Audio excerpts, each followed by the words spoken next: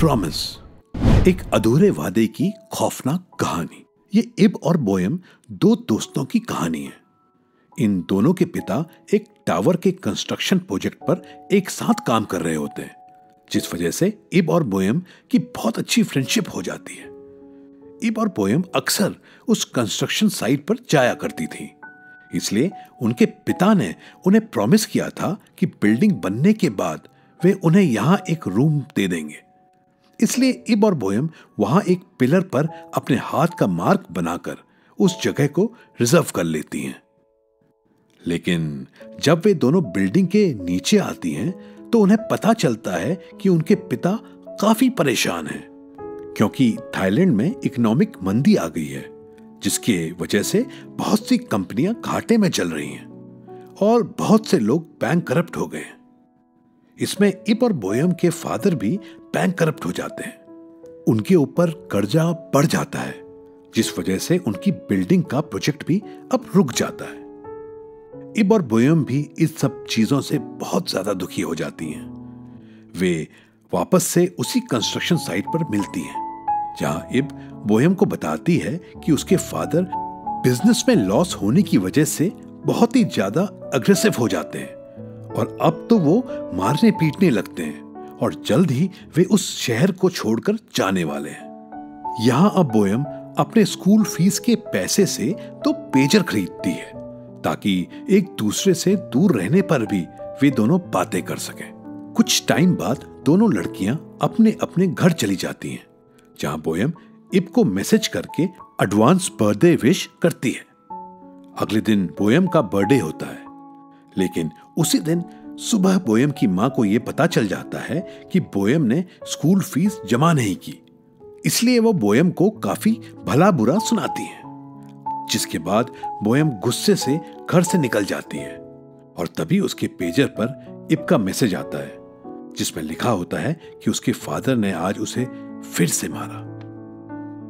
दूसरी तरफ बोयम अपने फादर को एक रेस्टोरेंट में देखती है, जहां वे बैठकर खुद से ही बातें कर रहे होते हैं, जैसे मानो वो किसी क्लाइंट से बातें कर रहे हों। रेस्टोरेंट में बैठे सभी लोग उसके पिता को देख रहे होते हैं। बोयम अपने पिता की ऐसी हालत देखकर रोने लगती है। अब वो इब को कॉल करके उसी कंस्ट्रक्शन साइट पर मिलने के लिए बुलाती है। नेक्स्ट सीन में हम उन दोनों को कंस्ट्रक्शन साइट पर देखते हैं। दोनों बहुत ही ज्यादा दुखी और परेशान रहती हैं और अंत में वे दोनों मरने का फैसला करती हैं। अब यहां इब एक गन निकालती है और खुद को शूट करने जाती है। इब मरने से पहले बोयम से प्रॉमिस लेती है कि उसके मरते ही बोयम भी खुद को शूट कर लेगी। अब इब हैप्पी बर्थडे बोयम कहकर खुद को शूट कर लेती है। बोयम अपनी आंखों के सामने इब को मरता देखकर काफी डर जाती है और खुद को बिना शूट किए वहां से भाग जाती है। यहां से कहानी अब आगे बढ़ती है। समय होता है साल 2017 का। बोयम अब बड़ी हो गई है और उसकी एक बेटी भी है। बोयम भी अपने पिता की तरह कंस्ट्रक्शन बिजनेस में है और अब वह उसी टावर वाली बिल्डिंग को पूरा करना चाहती है, क्योंकि वहां से उसकी और इब की यादें जुड़ी हुई हैं। बोयम बिल्डिंग का काम फिर से पूरा करने के लिए अपनी बेटी बेल के साथ उसी कंस्ट्रक्शन साइट पर जाती है और बैंक के लोगों को वहां बुलाकर उस बिल्डिंग का रिविजिट करवाती है, ताकि उसे लोन मिल सके। लेकिन बोयम ने अभी पहले का लोन ही नहीं चुकाया होता, इसलिए बैंक वाले उसे नया लोन देने से मना कर देते हैं। लेकिन बोयम द्वारा उन्हें समझाने पर वह उसे 7 दिन का टाइम दे देते हैं। दूसरी तरफ बेल उस बिल्डिंग के चारों तरफ घूमकर सेल्फी लेने लगती है। तभी उसकी नजर वहां पिलर पर बने हाथ के मार्क पर पड़ती है, जिसके बाद वह उसके ऊपर कुछ बना देती है। तभी उसके पीछे मौजूद रूम का दरवाजा अपने आप खुल जाता है, जिसके बाद बेल उसके अंदर जाती है। रूम में चारों ओर अंधेरा होता है। बेल अपने फोन का कैमरा ऑन करके वहां चारों ओर देखती है, लेकिन वहां उसे कोई दिखता नहीं है, पर उसका कैमरा किसी का चेहरा डिटेक्ट कर रहा होता है, जो उसे अजीब लगता है। तभी वहां बेल की नजर इब के पेजर पर पड़ती है। बेल पेजर उठा लेती है, पेजर पर इब और बोयम की बचपन की तस्वीरें होती हैं जो अब धुंधली पड़ चुकी हैं। बेल अब उस पेजर को लेकर घर आती है और उसे स्टार्ट करती है और फिर बेल पेजर में मौजूद सारे पुराने मैसेजेस को पढ़ने लगती है। उसमें इब और बोयम का उस टावर वाली बिल्डिंग में जाकर मरने वाला मैसेज भी होता है, जिसे पढ़कर बेल को बहुत अजीब लगता है। लेकिन बेल इसे जोक समझती है और पेजर ले जाकर डस्टबिन में फेंक देती है। उसी रात को बोयम अपने कमरे में सो रही होती है कि तभी उसे लगता है कि कोई उसके घर में है। जब वो उठकर देखती है तो वहां कोई नहीं रहता, लेकिन उसके घर का सामान पूरा बिखरा होता है। ये देखकर बोयम डर जाती है और तभी उसे किचन की तरफ से कुछ आवाजें आती सुनाई देती हैं। जब वह किचन में जाती है तो किचन के ड्रॉर से चाकू अपने आप बाहर आकर बोयम की तरफ बढ़ने लगता है, जैसे मानो वह चाकू बोयम को मारना चाहता हो। बोयम वहां से भागकर अपने कमरे में चली जाती है और पुलिस को कॉल करके बुलाती है।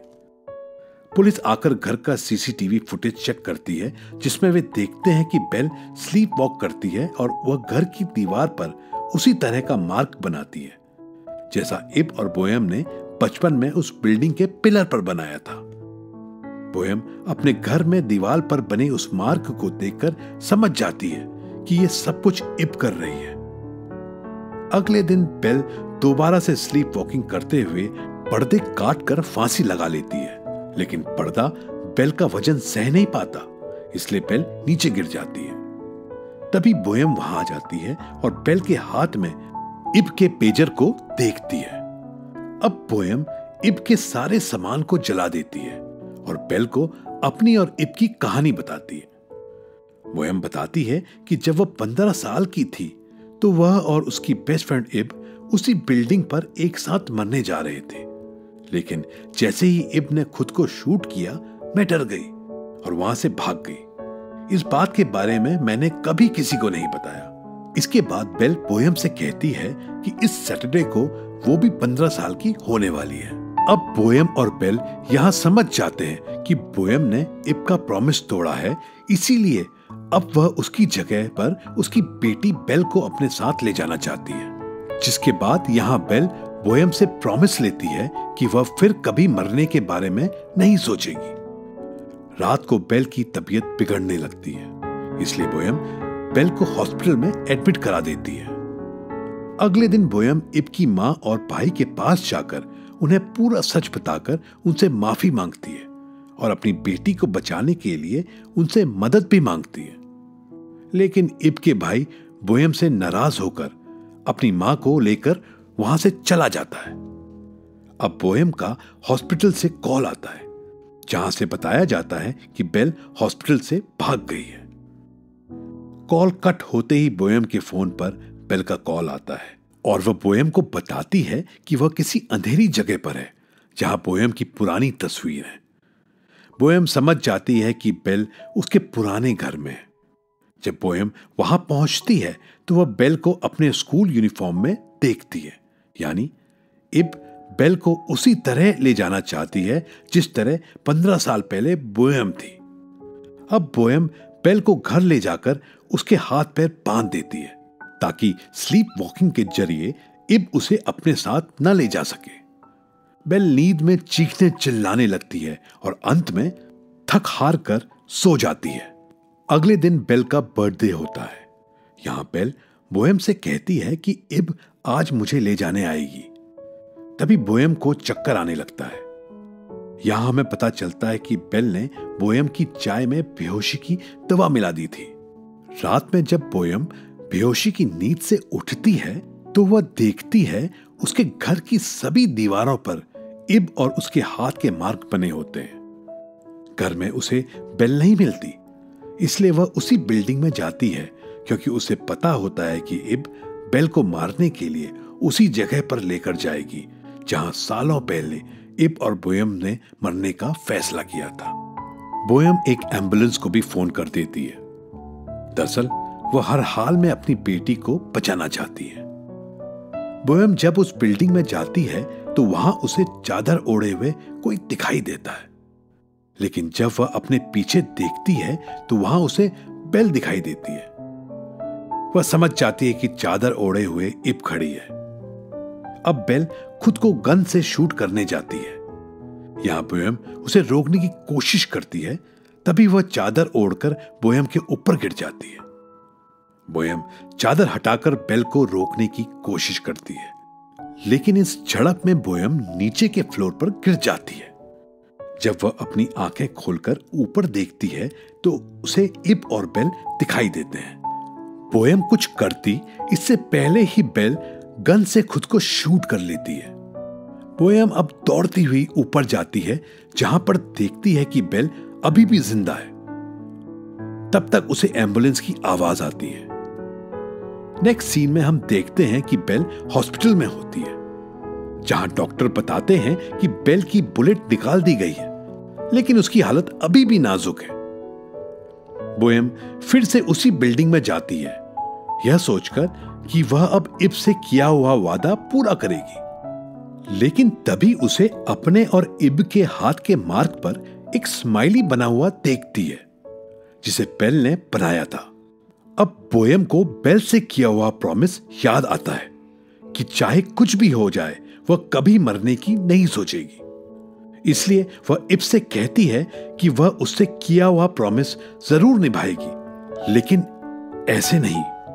यहां बोयम का मतलब था कि वह इस तरह से अपनी बेटी को छोड़कर नहीं मरेगी, बल्कि जब वह बूढ़ी होकर मरेगी तब वह इब से किया प्रॉमिस निभाएगी, यानी उस वक्त वह इब के साथ जाएगी। नेक्स्ट सीन में हम देखते हैं कि बैंकक्रप्सी की वजह बोयम का घर बैंक वालों ने ले लिया है, इसलिए अब वह अपनी बेटी बेल के साथ अपने पुराने घर में शिफ्ट हो गई है। यहां बोयम बेल की रिकवरी करता हुआ देखकर बहुत खुश होती है। दोस्तों, यहीं पर इस मूवी का द एंड होता है। द प्रॉमिस 2017 की एक थाई हॉरर फिल्म है। कमेंट में जरूर बताएं कि आपको यह कहानी कैसी लगी। उम्मीद है कि आपको इस मूवी की एक्सप्लेनेशन अच्छी लगी होगी। ऐसे ही और भी फिल्मों की स्टोरी जानने के लिए हमारे चैनल को सब्सक्राइब करके हमें सपोर्ट करें। Thanks for watching.